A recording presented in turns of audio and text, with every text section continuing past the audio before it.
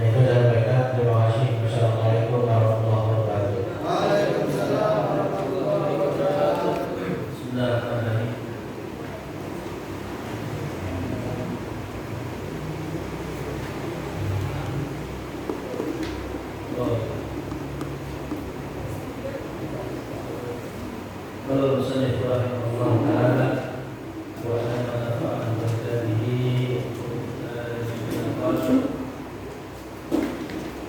Faslun fi bayani ma yahrum bil hadath al-asghar wal mutawassit wal akbar. Pasal tentang penjelasan perkara yang diharapkan bagi orang yang hadas kecil, pertengahan dan besar. Jadi hadas terbagi menjadi tiga. Yang pertama hadas kecil, yang kedua hadas sedang atau mutawas, yang ketiga hadas besar atau hadas akbar. Hadas saghir, mutawassit dan hadas akbar. Wa man ittaqa wudu'uhu harama 'alaihi arba'atu asyar. Siapa orang yang batal wudunya haram baginya 4 hal. Orang kalau nggak punya wudu, tulis orang yang tidak punya wudu maka haram baginya 4 perkara. Apa itu yang haram buat orang yang nggak punya wudu? Yang pertama as-shalah.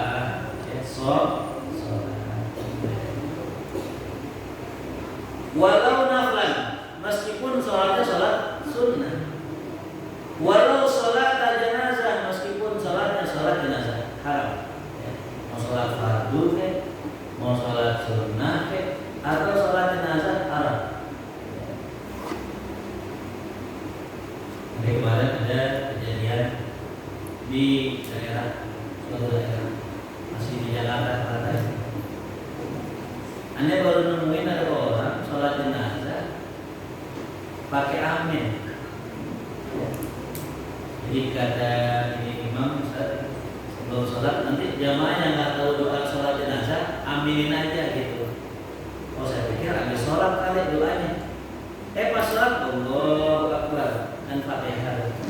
Allahu Akbar, sholawat. Yang ketiga nih Allahu Akbar. Imamnya baca Allahumma ighfir lahu, amin. Warhamhu, amin. Wa'afihi, wa'afu, amin. Amin semua.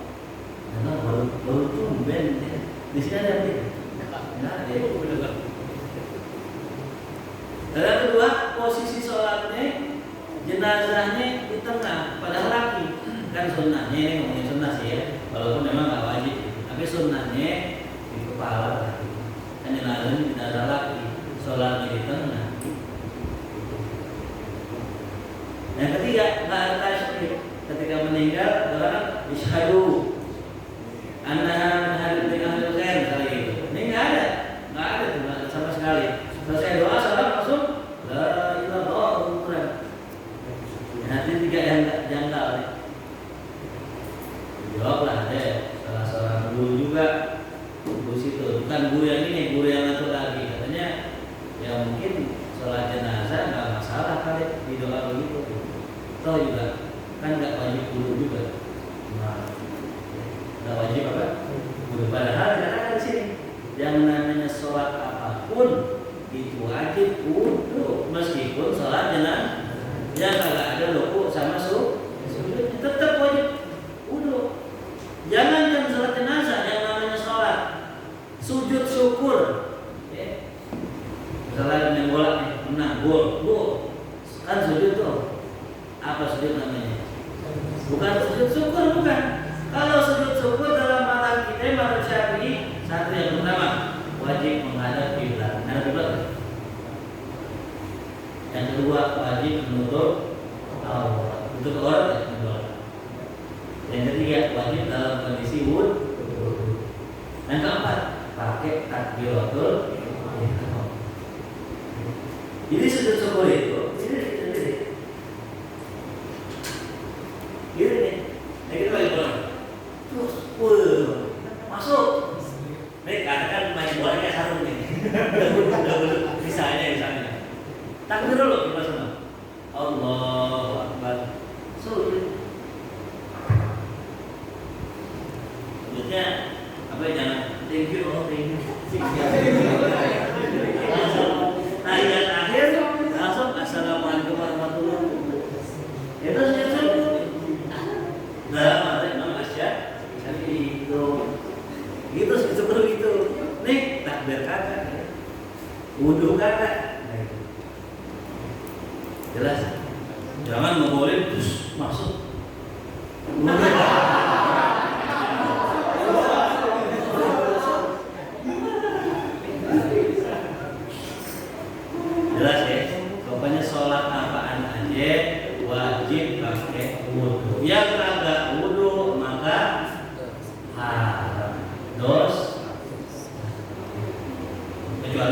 lagi sholat praktek, kecuali lagi sholat praktek boleh. Kalau sholat praktek boleh, kita katanya mesti sholat rombongan boleh. Tapi kalau sholat beneran, saat saya malam lupa mandi wajib, saat nggak rezeki. Pagi-pagi sholat subuh di musola, di tengah sholat ingat nih, nah belum mandi wajib, bagaimana tuh? Lanjutin apa pulang? Hah? Pulang. Kenapa masih mandi di situ? Pulang dulu, mandi, balik lagi, udah kelar. Kan punya istri, ini jamaah sama siapa? Sama istri itu. Jadi kalau kita di tengah-tengah sholat ingat belum wudu, jangan diterusin, haram. Saya sholat di depan, Ustaz. Banyak orang belakang lewatin nggak apa-apa. Asal jadi baju kocek. Nah, lewatin ya misi-misi gitu. Nerobos nggak apa-apa. Kalau memang pintunya dekat kayak ke sono buka, langsung ke sono aja. Tapi kalau memang di sono jamaah penuh, apa lewatin aja. Ya, asal kalau bisa cari jalan yang agak renggang. Biasa ke pinggir, nah harus kosong atau gitu. Ya. Jadi nggak boleh orang sholat dalam keadaan tidak bersuci. Kalau tengah-tengah ingat, ya, langsung batalin pulang ke rumah mandi dulu. Atau wudhu dulu, kalau belum wudhu langsung sholat. Jelas paham? Likhabar sahih ini karena berdasarkan hadis yang sahih.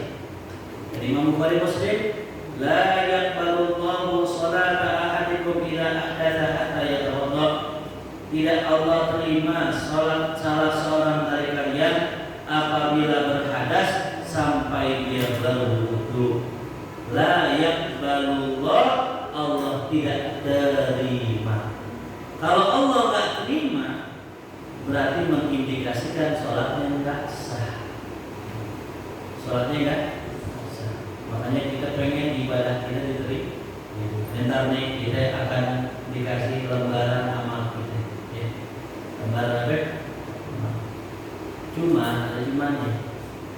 Lembaran amal kita banyak. Itu malaikat tertentu. Sedekah, ngaji, sholat. Itu lembaran amal kita yang banyak tadi belum tentu semuanya diterima sama Allah. Belum tentu semuanya yang mana saja yang diterima? Hanya amalan yang satu pertama. Dia tulis amalan diterima sama Allah syaratnya satu. Amalan yang diterima Allah syaratnya satu. Tulis yang pertama Nawawi. Wabe. Tulis seperti itu. Jangan baca WA. Yang pertama, amalan diterima oleh Allah satu pertama memenuhi rukun dan syarat. Ya. Memenuhi rukun dan syarat. Jadi kalau saya tanya nih, rukun sholat berapa?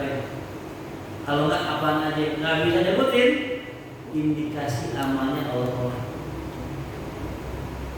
Berapa rukun sholat? Nggak bisa nyebutin, indikasi sholatnya.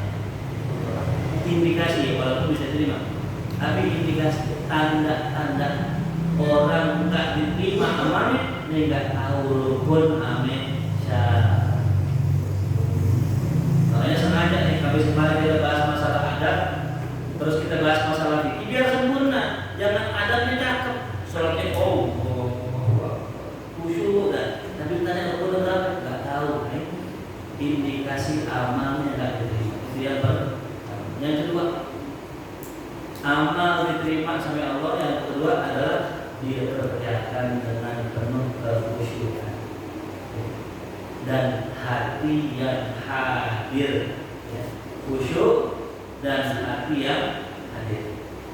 Kita zikir nih, la ilaha illallah. Itu kepala kemana-mana tuh mikirnya. La ilaha illallah kepala dufa. Ke pantai Anyer, pantai Cerita, pantai Seribu, pantai Seribu, Pulau Seribu. Itu indikasi amal nggak diterima. Ya. Ente istighfar, astagfirullah, ingat mantan.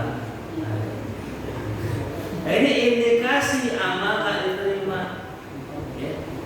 Ketika ketika hati tidak hadir dan tidak khusyuk. Maka kalau kita sholat Allahu Akbar, rakaat pertama kita khusyuk, rakaat kedua kagak, maka yang Allah terima hanya rakaat pertama. Ibarat dia ngirim burung ke langit, sayapnya ada yang putus, terbang nggak kira-kira? Kemungkinan kagak. Yang kedua harus ada khusyuk dan hati yang hadir. Yang ketiga dikerjakan dengan ikhlas. Dikerjakan dengan ikhlas. Kudu ikhlas kerja ini. Ikhlas. Dan keempat dengan ilmu. Dengan apa? Ilmu. Enggak asal. Buat yang perempuan, kalau kalian pakai mukena, saya nggak pakai mukena. Kalau kalian pakai mukena, coba perhatiin nih, banyak orang pakai mukena salah pakai mukena. Ada mukena di sini? Hah? Ada yang rumahnya dekat ada mukena? Ada? Nggak bisa ya? Tidak baik. Ntar mulai pakai mukena. Jadi gini, ada yang punya sorban nggak apa? Kainnya nggak? Nggak sorban, ini ya, apa namanya? Sejadah.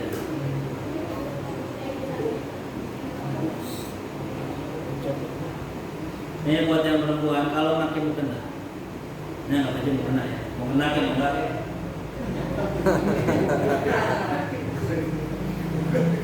Ini contoh ya. Nih, kalau pakai mukena jangan begini. Kalau orang pakai mukena begini indikasi nggak sah. Karena baja itu adalah nih dari ujung rambut sampai dagu. Nah, kudu ketutup dagunya. Tuh. Jadi begini pakai mukena yang benar. Jelas? Jadi mukena ini dagunya ditutup. Paham ya? Nah, kalau perempuan sholatnya nggak begitu, indikasi sholatnya nggak diterima. Kenapa? Lagi sholat masih membuka rambut keluar masukin. Jangan dibotakin, jangan. Kalau kuning botakin jangan. Maka harus pakai apa? Ilmu. Nah, ini banyak begini. Kalau begini batal nggak? Kalau begitu sah nggak? Makanya banyak sekarang anak-anak muda sholatnya asal-asalan. Belum tentu benar. Maka paling enak kita sholat jamaah, insya Allah benar. Nanti sholat jamaah nih, bareng-bareng. Sholat kita jelek, sholat kita mungkin ada salah-salahnya, ketolong. Ketolong. Nih 100 orang sholat berjamaah, ada satu orang nggak benar, ya ada apa? Semuanya nggak benar, yang satu benar nih. Allah lihat ngitungnya yang satu, yang lainnya nggak benar. Disamain sama yang benar. Enaknya jangan. Paham? Jadi kalau kita merasa badan kita kurang benar, kita sholat aja meskipun sholat aman. Kalau merasa badan kita nggak benar. Nah, jadi kita beramal, kita pengen amal kita diterima Allah Subhanahu wa Ta'ala. Soalnya gini, kalau amal kita nggak diterima, nanti ketika kita menghadap Allah, dikasih lihat amal-amal kita, itu kosong amal kita. Kenapa? Semua amal yang kita serahkan ke Allah ternyata ditolak sama Allah.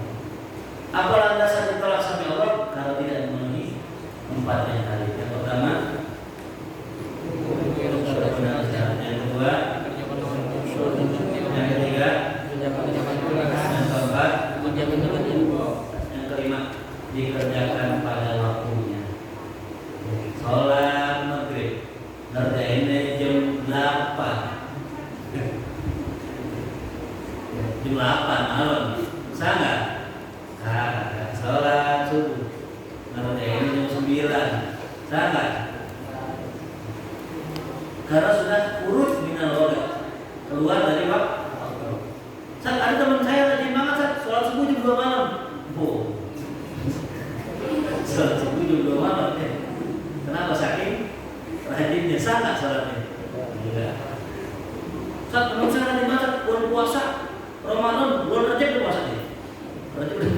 Ntar Salman ini nggak masak, berdua.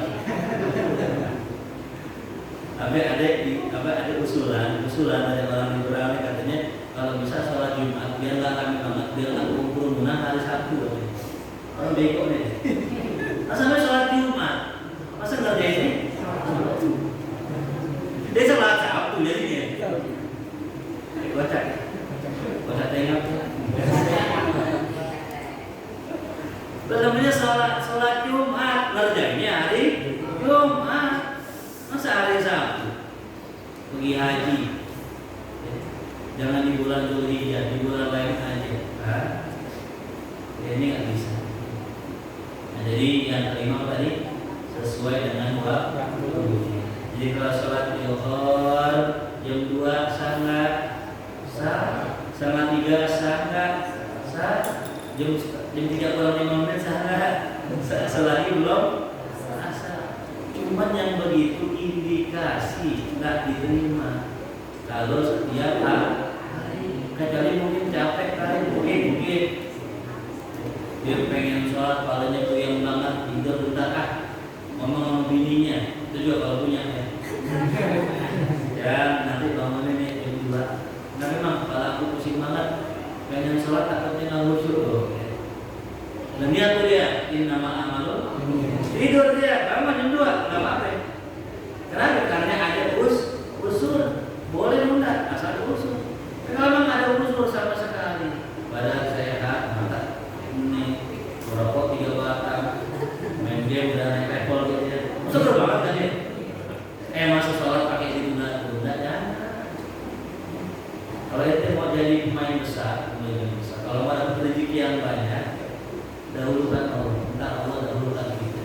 Kalau kita nunda-nunda Allah, entar Allah tunda-tunda keinginan kita. Jelas? Sini.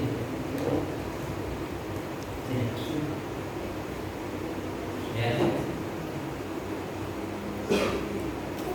Nah, kasusnya gini. Saya pengen wudu, saya pengen ngerjain sholat, tapi nggak ada air. Nah, ya. Gimana saat nggak ada air? Ya. Tapi kalau nggak ada debu, air nggak ada, debu nggak ada, tulis di buku. Jika air tidak ada, maka wajib tayamum.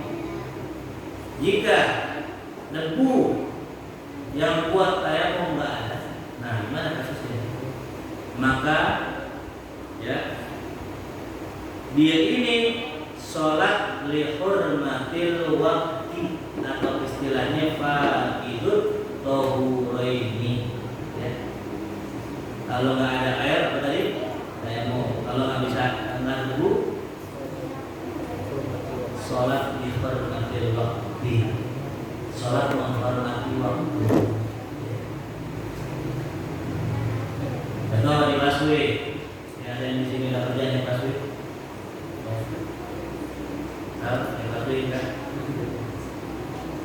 Ini kasus biasanya sering dibasui. Kalau lagi macet, lagi rame, jam 6 maghrib. Ini antri setengah 6. Otomatis masuknya biasanya jam 6. Lama tuh nunggu antriannya, nunggu mobilnya. Masuk kita jam 6 azan. Nah, kalau yang namanya basui kan nggak kayak motor, nggak kayak mobil, bisa ngelipir. Masa kita bilang masuk ke kelas utama, ini masalah bentar kami nunggu. Amat ya lah. Tenang siapa lo tuh? Kalau lagi anak sepeda, nyuruh gue. Kan nggak bisa kan? Otomatis kita harus sholat, jangan sampai kita turun dari isya. Nah, nggak ada wudu dalam masjid. Debu nggak ada, minyak ada di orang kita minyak. Air minyak. Kamu nggak bisa buat tayamum. Terus gimana? Udah sholat di hormatil waktu dengan cara satu, ya, nggak pakai wudu, nggak pakai tayamum, sholat sebisanya. Ya. Kalau kita lagi di atas mobil, lagi dalam kondisi pegangan misalnya, salah. Marhaban, Ustaz. Nah sebelahan berarti. Jadi ada sayap ini. Jadi ada saya jadi nggak miring nih.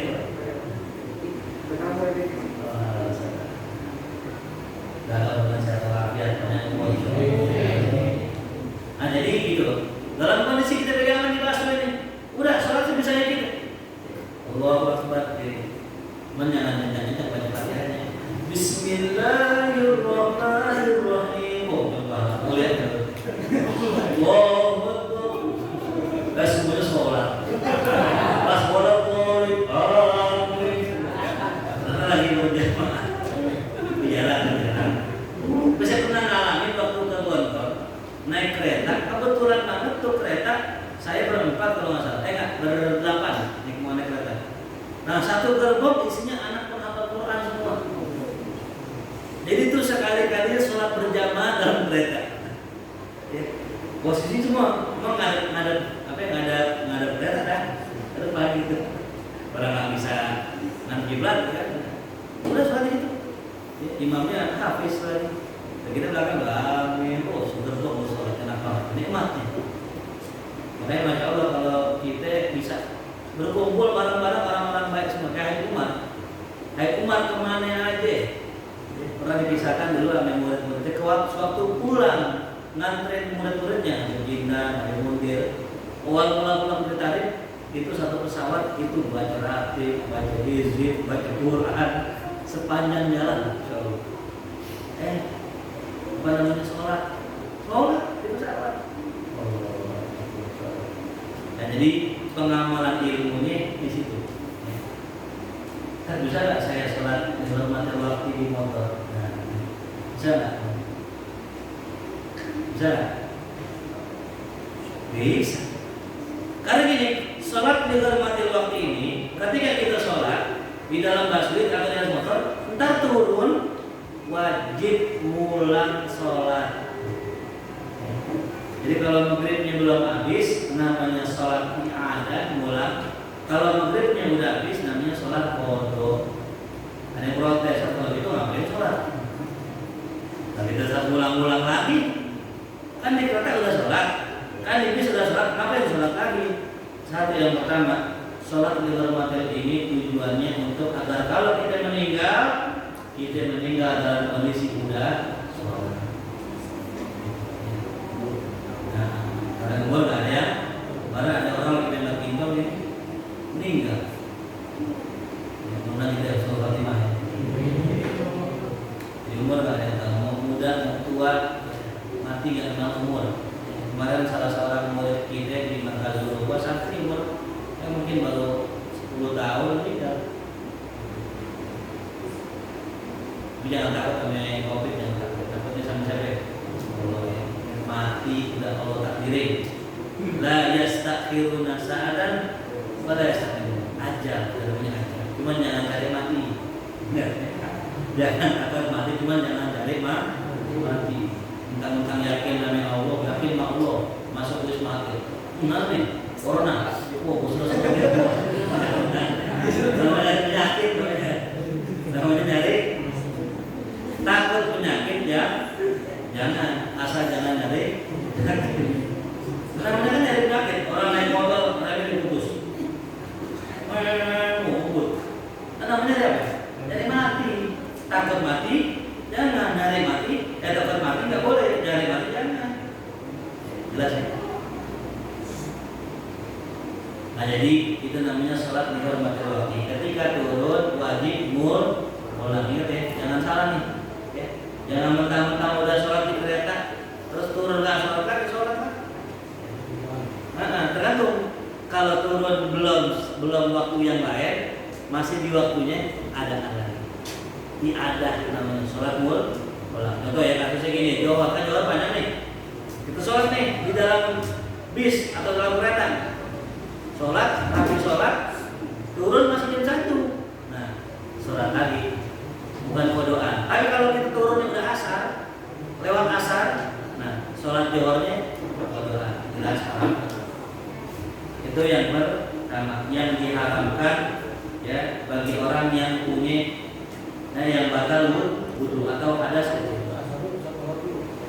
Nah tergantung. Kalau memang kita dapetin imam lagi sholat jamaah asar dulu, karena afdolnya berjamaah. Kecuali kita dapat udah selesai jamaah, nah kita sholat zuhur dulu sesuai dengan yang kita tinggalkan.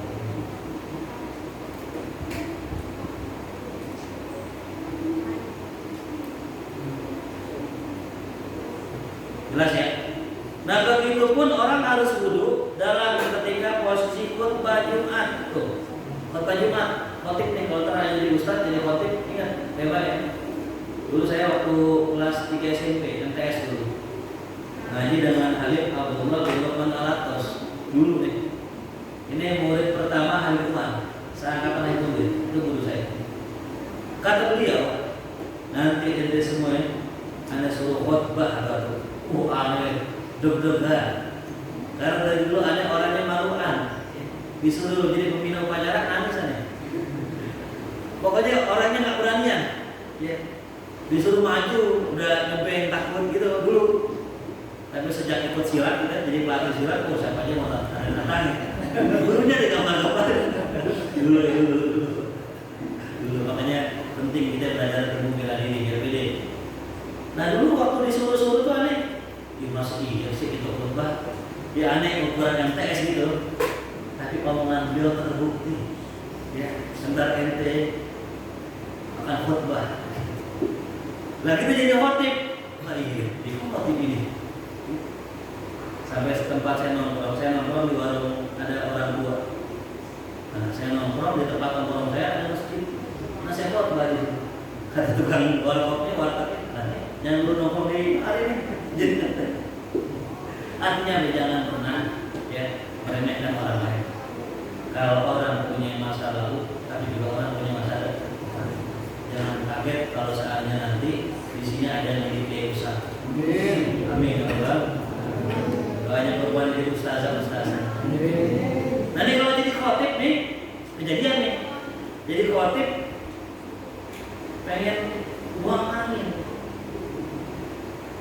Umumnya orang kalau setting masjid jarang banget yang namanya tempat duduk di depan. Biasa tempat duduk di mana? Lah, kayak gini nih, misalnya masjid nih. Nah orang kalau khotib pengen kencing atau apa kan ke belakang dulu. Maka ada beberapa masjid yang pintar ya. Dia bikin ruangan khusus nembus ke belakang. Nah di belakangnya tempat duduk. Jadi seandainya dalam khutbah yang pertama dia nggak tahan terus keterlepasan. Lagi khutbah aja. Nah itu nggak sah dia khutbah yang kedua, kecuali diwudhukan. Nah kalau wudhunya jauh, kayak masih gede kan, kayak Tihad gitu kan,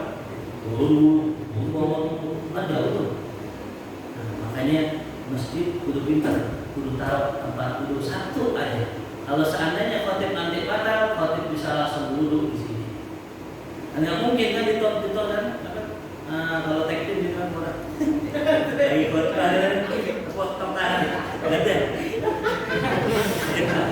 Kedua kan? Apa? Jangan larang-larang gitu ya, nggak dimain. Nggak pernah gitu kan?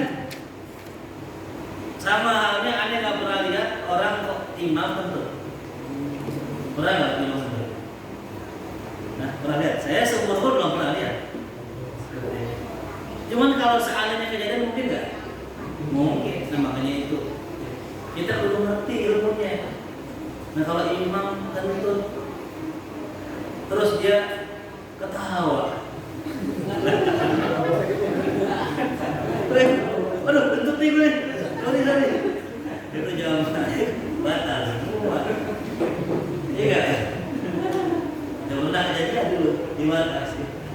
Ada orang sholat nggak baca Fatihah ya? Dia orangnya nggak baca Fatihahnya ya nggak gitu ya. Nanti kisahnya boleh.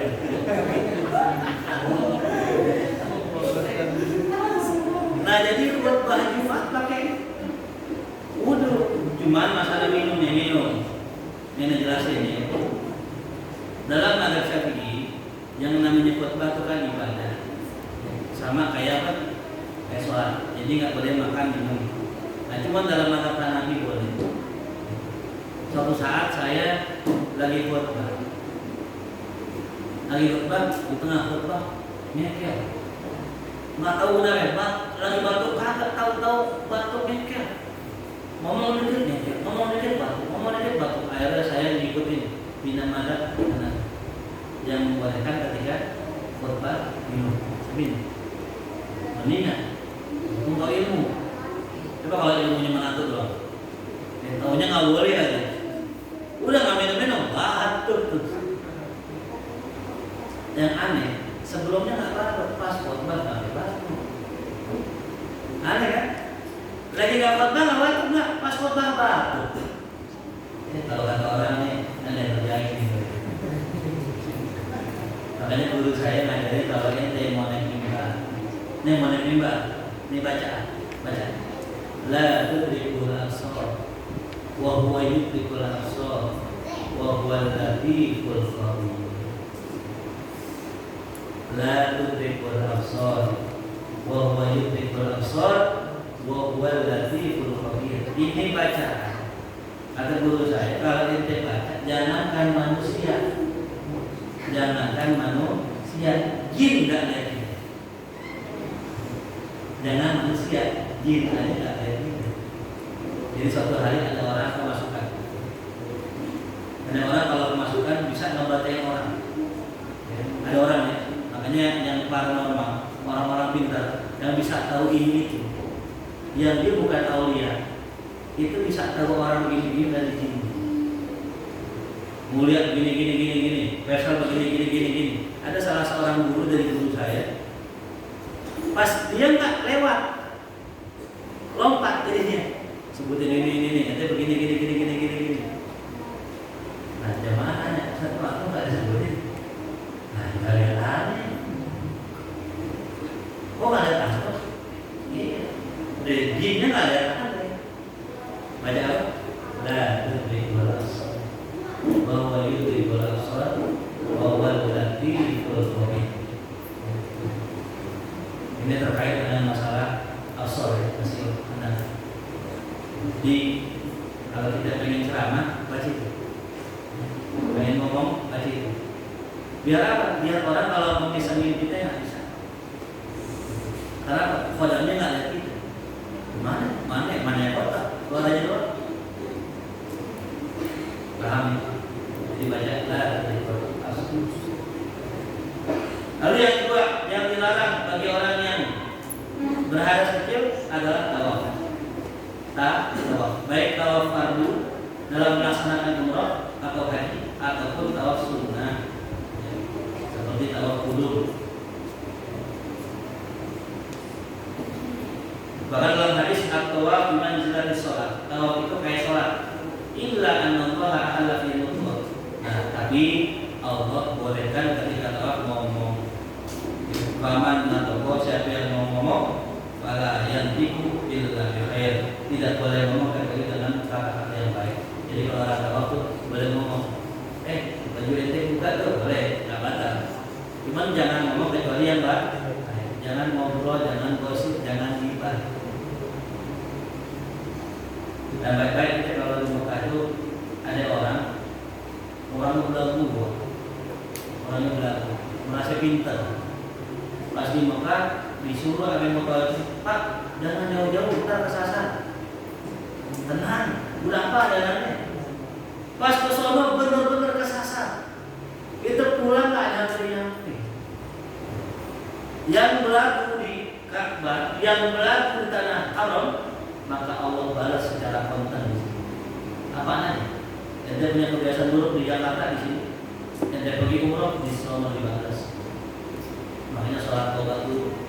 Kalau mau masuk tanah, ada saya punya jamaah dulu waktu umroh ribut suami istri.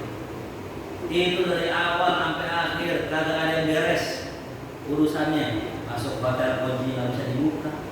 Udah masuk hotel gembok kopernya nggak bisa dibuka, udah jalan ribut mulu, berantem mulu, kenapa? Ya Allah, lihat hati kita bukan di sini, itu di tanah haram. Tapi buat orang kita, bukan buat orang Mekah. Kalau orang Mekah bebas. Buktinya Abu Lahab. Abu Jahal. Dia ngapain di tanah haram? Nyembah berhala, nyakitin Nabi, selamat gak dia? Masih selamat. Nggak dia ngapain memang orang sih. Apaan sih? Makanya kalau udah orang luar, baik-baik. Jelas Pak? Kita nanti kalau pergi ke sana tuh baik-baik. Jangan ngomong yang jelek-jelek. Ada orang, ini orang dari cabul. Pas ke Ka'bah, kan orang tawaf pakai ihram. Itu kemaluannya berdiri. Malunya luar biasa. Lagi mana? Berhukum sama Allah tuh. Ngeri gak? Ada yang sakit kakinya, nggak bisa jalan sampai semua jalan. Kenapa jalan tuh? Semangatnya. Ada kakek umur 72, jalan pakai kursi roda, di sono nggak mau jalan, latesasi mau jalan. Jadi yang benar-benar Allah tunjukkan, yang jelek-jelek Allah tunjukkan baik-baik. Lalu yang ketiga, menyentuh mushaf, menyentuh Quran. Ini dia. Ini menyentuh, bahasanya mas itu menyentuh gini, ngorek. Nggak boleh kita nyolek Quran dalam kondisi belum punya wudu. Atau semua, iya kan? Apalagi bawa, iya. Nyentuhannya nggak boleh. Nyolek ini di Quran nggak boleh. Hati kopernya, apa covernya? Hati cuma apa tuh? Talinya, nggak boleh. Bahkan ada yang mengatakan nih kalau cover Quran, nih, dicopot, Qurannya copot, tinggal kopernya doang. Itu pun nggak boleh, walaupun kopernya dicopot. Sampai ke koper diganti bukunya isi buku lain. Contohnya, nih Quran, copot nih Quran nih, kopernya copot. Itu haram dipegang. Sampai saya ganti dengan isi buku lain, buku fikih misalnya, itu boleh. Saking mulianya Quran, kopernya kita nggak boleh pegang tanpa buku. Sampai kertas nih, jadi kalau punya buku nyata ngaji, tulis nih kertas kosong, yang ditulis Bismillahirrahmanirrahim. Itu adalah Quran. Karena Bismillah merupakan ayat pertama dari surat Al-Fatihah. Makanya kalau mau nulis nih, biar aman, kita nggak punya wudu, jangan tulis Bismillah dulu. Tulis nama dulu, nama mulia kelas 3C, ini manji koke. Motivasi, intinya huruf-huruf Indonesia dulu. Udah kelar Indonesianya banyak, baru tulis Bismillah. Ya, kalau begitu dinilainya bukan Al-Quran, tapi tafsir Al-Quran yang boleh dipegang tanpa adanya bu. Atau itu Quran ditulis di tiang. Ya. Nah ada tuh masjid yang ada Quran di atas. Itu jangan pegang. Atau ditulis di sebuah lembaran kayu, atau di tongkat, atau di papan, atau dimanapun nggak boleh. Jadi bukan lembaran doang. Ini ulama-ulama nggak rekomendasi ini bagus, paling bagus musola itu. Udah, rugi aja. Kadang-kadang mau tulis-tulisan baca, dibaca di atas, dibaca. Inna sholata kanat alal mu'minina kitaban mawquta. Ada api juga. Nah, kalau ini kan enak dibaca. Ini memang memilih istilahnya dari dulu. Ini yang bagus ya. Kalau mau ikutin yang sunnah begini, polos saja. Yang bolehlah Allah Muhammad boleh. Kemudian kalau ada Al-Quran maka baik-baik. Jangan sampai salah. Yang terakhir, yang keempat adalah membawa Al-Quran ini, membawa Al-Quran. Makna membawa Quran adalah tidak nyolek, cuma bawa. Contoh, ada orang berinisiatif, ketika Quran jatuh, diambil taruh tangan diangkat. Haram nggak? Haram. Kenapa haram? Karena dibawa, kena. Walaupun nggak nyentuh, kan dia pakai penghalang, pakai kain misalnya, pakai sorban, tetap kena bawa. Orang bawa tas, isinya Quran, haram. Kalau mau jauh, karena namanya ke bawah. Jadi nyolek nggak boleh, ngebawa juga nggak boleh. Tapi ulama ngasih solusi, kalau biar aman, kitab Al-Qur'annya, dimasukin juga kitab yang lain. Apa nih Quran sama kitab fikih ini masukin. Jadi aman. Niatnya bawa kitab bukan bawa Al-Qur'an. Jadi tips ya kalau kita kan kita ngaji itu bawa Quran, bawa juga kitab lain. Niatkannya bawa kitab yang lain bukan bawa Al-Qur'an, maka boleh. Tapi kalau memang semata-mata cuma Al-Quran doang yang kita bawa, itu harus pakai buku karena membawa juga wallahu a'lam. Jadi ada 4 perkara yang nggak boleh bagi orang yang belum punya wudu. Apa pertama? Sholat. Yang kedua, tawaf. Yang ketiga, menyentuh Quran dan membawa Al-Quran. Sampai sini yang mau nanya atau yang mau nanya boleh lagi perempuan.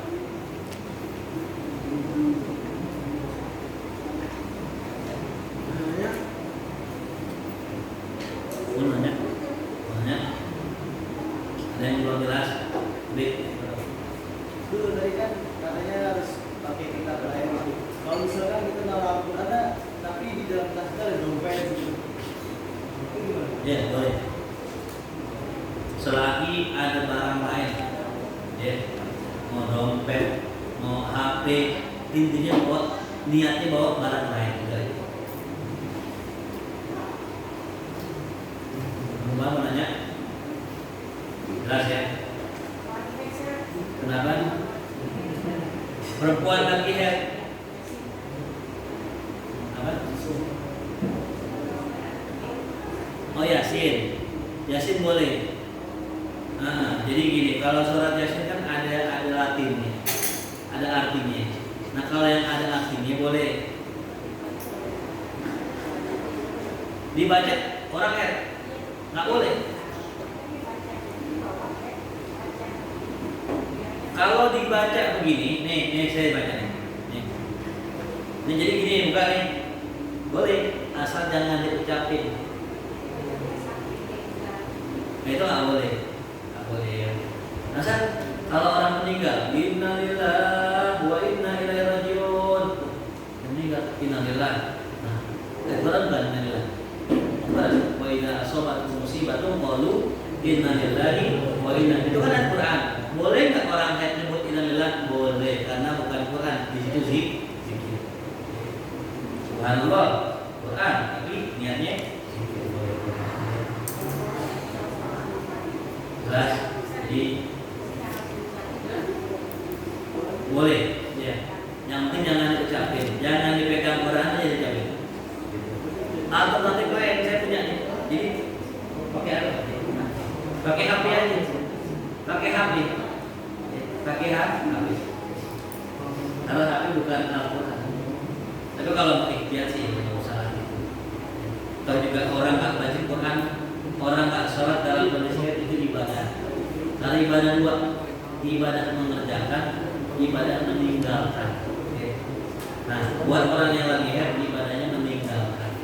Ini ibadahnya. Allah Akbar. Kita Al-Fatihah.